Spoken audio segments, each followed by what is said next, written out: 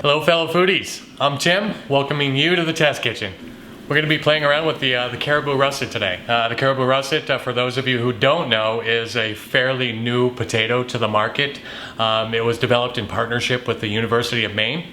It's considered a multi-use potato, and what that means is one potato does all.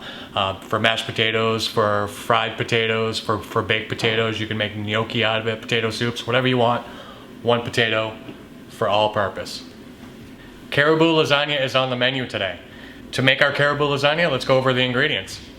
We're going to start with caribou potatoes that are sliced, tossed with a little oil blend, salt and pepper, layered on a sheet tray, roasted at 350 degrees for about 20 minutes. So basically we're cooking these to al dente as you would a pasta noodle for a lasagna.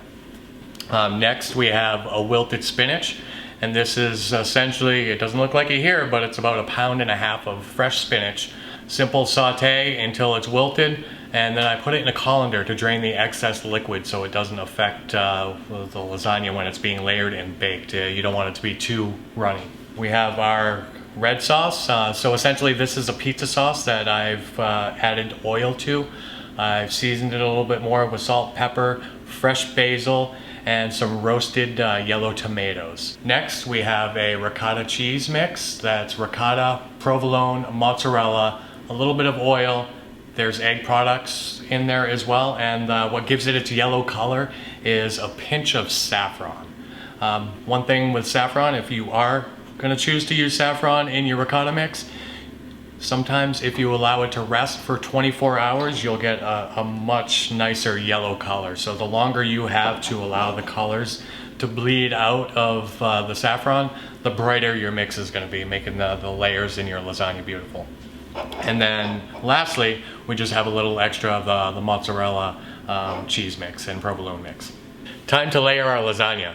One thing I like to do is I like to oil the pan just to make sure nothing sticks to it. I want a nice finished product. One layer of the potatoes that are par roasted, topped with some of the red sauce, followed by spinach, cheese mix, and ricotta cheese. Then you're going to repeat those same steps one more time, topped with a final layer of the potato and cheese to top it before we put it in the oven. All right, let's build.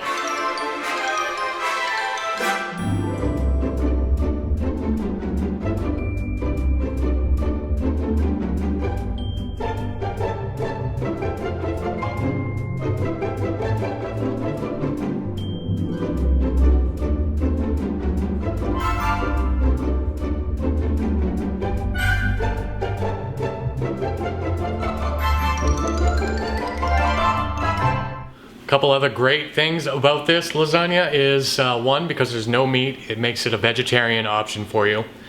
Two, because we're using potato instead of pasta, it makes it gluten-free as well. So it's vegetarian and gluten-free. Great to put on your menu because of those points. 350, 45 minutes to an hour.